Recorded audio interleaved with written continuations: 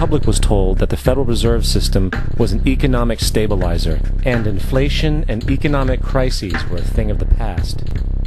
Well, as history has shown, nothing is further from the truth.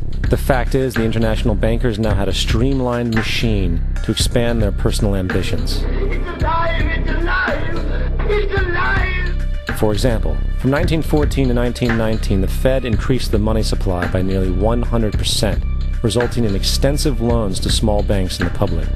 Then, in 1920, the Fed called in mass percentages of the outstanding money supply, thus resulting in the supporting banks having to call in huge numbers of loans, and, just like 1907, bank runs, bankruptcy, and collapse occurred. Over 5,400 competitive banks outside of the Federal Reserve System collapsed, further consolidating the monopoly of a small group of international bankers.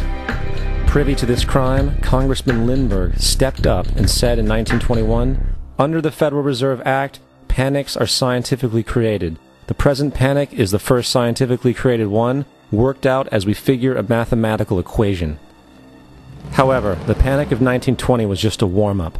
From 1921 to 1929, the Fed again increased the money supply, resulting once again in extensive loans to the public and banks.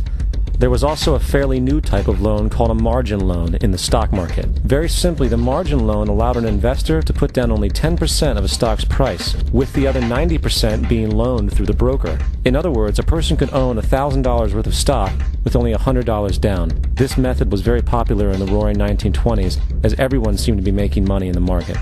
However, there was a catch to this loan. It could be called in at any time and had to be paid within 24 hours. This is termed a margin call, and the typical result of a margin call is the selling of the stock purchased with the loan.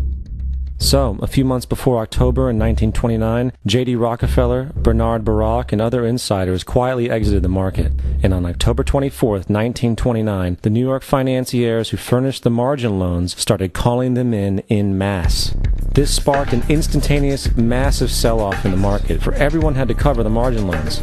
It then triggered mass bank runs for the same reason, in turn collapsing over 16,000 banks, enabling the conspiring international bankers to not only buy up rival banks at a discount, but to also buy up whole corporations at pennies on the dollar. It was the greatest robbery in American history. But that didn't stop there. Rather than expanding the money supply in order to recover from this economic collapse, the Fed actually contracted it, fueling one of the largest depressions in history.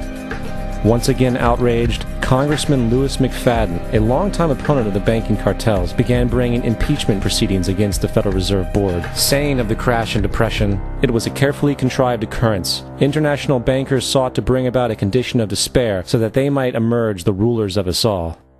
Not surprisingly, and after 2 previous assassination attempts, McFadden was poisoned at a banquet before he could push for the impeachment.